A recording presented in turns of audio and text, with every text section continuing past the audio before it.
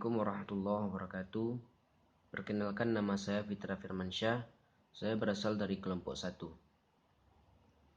Di sini saya akan menjelaskan tentang definisi atau pengertian dari hukum kewarisan Islam.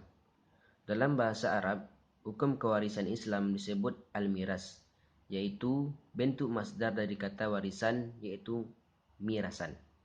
Maknanya menurut bahasa ialah berpindahnya sesuatu dari seseorang kepada orang lain. Menurut terminologi, miras berarti warisan harta kekayaan yang dibagi dari orang yang sudah meninggal dunia kepada ahli warisnya. Miras menurut syariah adalah memberi undang-undang sebagai pedoman antara orang yang sudah meninggal dunia dan ahli waris dan apa saja yang berkaitan dengan ahli waris tersebut.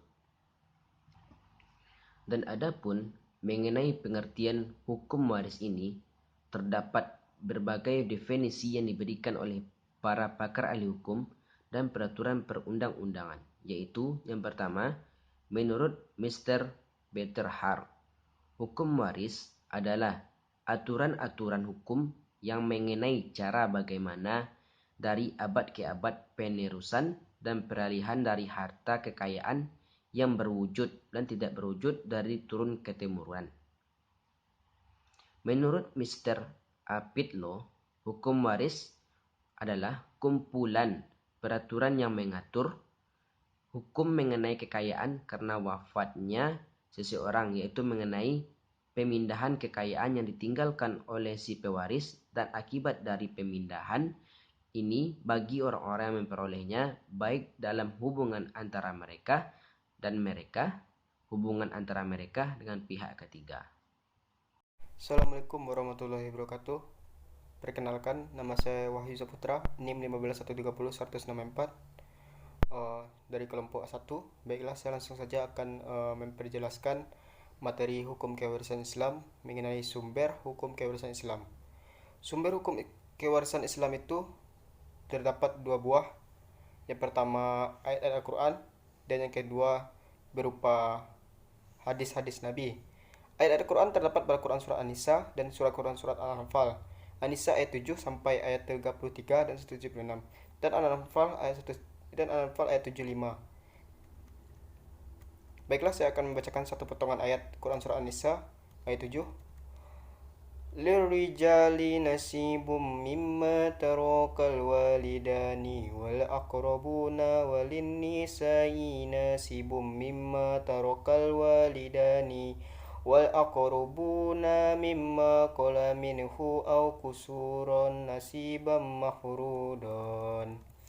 Artinya, bagi orang lelaki ada hak bagian dari harta peninggalan ibu bapak dan kerabatnya, dan bagi orang wanita ada bagian hak pula dari harta peninggalan ibu bapak dan kerabatnya, baik sedikit atau banyak menurut bahagian yang telah ditetapkan. Selanjutnya, pada Quran Surah An-Nisa yang lainnya bisa kepada peserta kuliah online, mahasiswa-mahasiswi semuanya bisa melihatnya, bisa memahaminya. Baiklah, saya akan membacakan sedikit tentang sumber hukum kewarisan Islam terdapat pada sunnah-sunnah Nabi. Yang poin pertama saya bacakan, hadis Nabi dari Abdullah bin Abbas diriwayatkan oleh Imam Bukhari, berikanlah faraid atau bagian ditentukan itu kepada yang berhak, dan selebihnya berikanlah kepada laki-laki dari keturunan laki yang terdekat. Baiklah, hanya itu saja yang dapat saya sampaikan pada pembaca makalah di kelompok 1 ini. Kalau ada saya akhiri. Assalamualaikum warahmatullahi wabarakatuh. Assalamualaikum warahmatullahi wabarakatuh. Alhamdulillah rabbil alamin, rabbi sirri sadri wa yassirli amri wahlul 'uqdatam min lisani yafqahu qawli. Perkenalkan, nama saya Nurfa Gunawan, NIM 1913010190 dari Hukum Kewarisan Islam HKD kelompok 1. Baiklah, saya akan menyampaikan materi pembahasan saya itu tentang asas-asas hukum kewarisan Islam. Asas-asas juga diartikan sebagai dasar, karakteristik, dan cara-cara memperoleh kewarisan dalam Islam. Menurut Profesor Dr. Amir Syarifuddin, hukum kewarisan Islam juga disebut dengan faraid dalam Islam, yaitu hukum kewarisan adalah salah satu dari seluruh kebagian hukum Islam yang membahas tentang cara-cara memperoleh harta warisan dalam hukum Islam. Asas yang pertama adalah asas ijibari. Ijbar berarti memaksa, yaitu harta warisan terpaksa atau terpaksa dipindahkan dari seorang pewaris kepada ahli waris dengan kematiannya, atau seorang ahli waris wajib atau terpaksa menerima harta warisan dari pewaris tersebut karena kematian pewaris tersebut. Harta tersebut tidak perlu mendapatkan persetujuan dari orang yang meninggal atau pewaris untuk dialihkan kepada orang yang menerimanya atau ahli warisnya. Karena hal itu atas kehendak Allah Subhanahu wa taala. Itulah ijbar dalam memperoleh harta warisan. Seterusnya asas bilateral. Bi artinya dua, letter artinya jalan. Jadi dalam memperoleh harta warisan itu diperoleh dari cara dua jalan, yaitu jalan keturunan ayah dan jalan keturunan ibu, yang dalam Islam dikenal dengan asas-asas parental, atau asas parental ini disebut dengan asas yang dapat memperoleh harta warisan dari jalan keturunan ayah dan jalan keturunan ibu. Beda dengan jalan keturunan dalam Islam, dalam Minangkabau, yaitu asas matrilineal, dan dalam adat Mandailing yaitu asas patrilineal. Seterusnya asas individual. Individual berarti sendiri atau dimiliki dalam harta warisan itu milik pribadinya sendiri.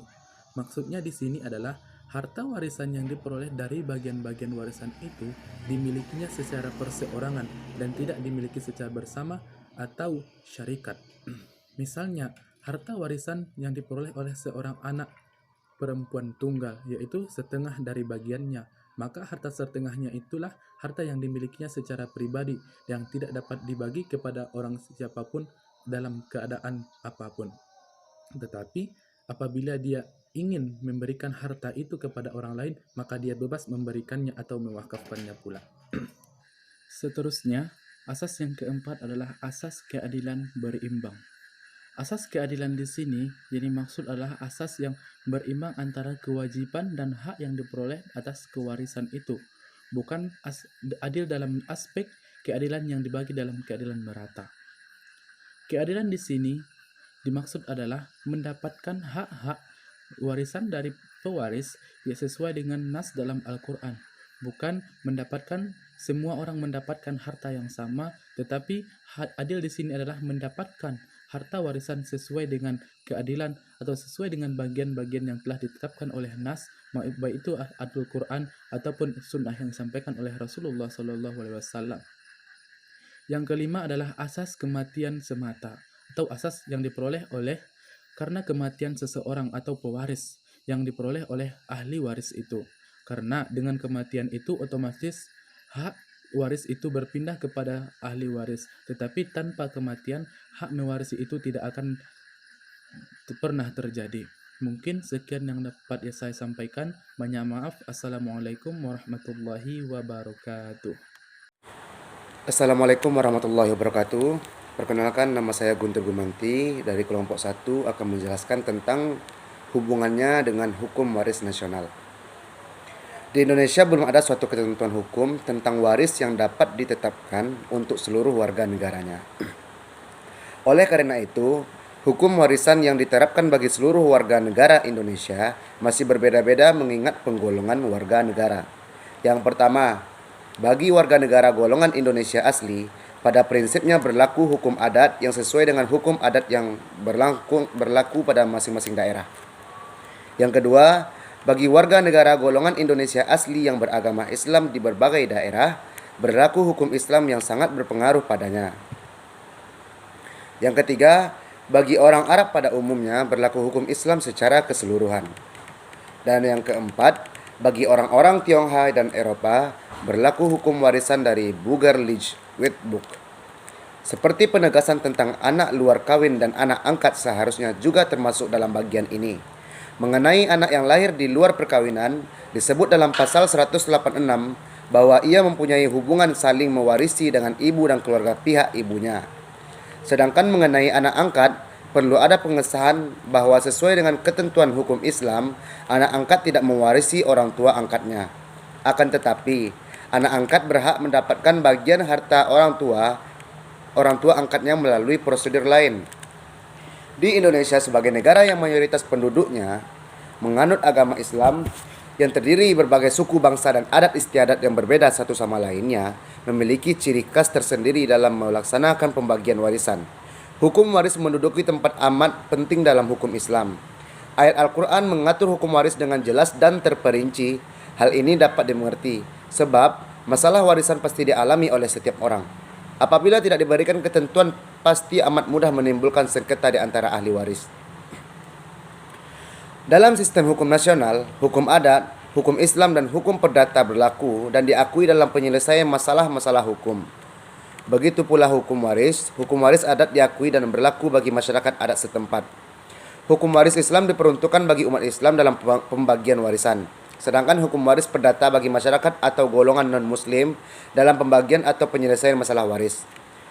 Hukum Islam telah mengatur secara jelas dan gamblang mengenai hukum waris, siapa yang berhak menjadi ahli waris, berapa bagian masing-masing ahli waris, dan sebagainya. Mungkin hanya sekian dari saya. Assalamualaikum warahmatullahi wabarakatuh.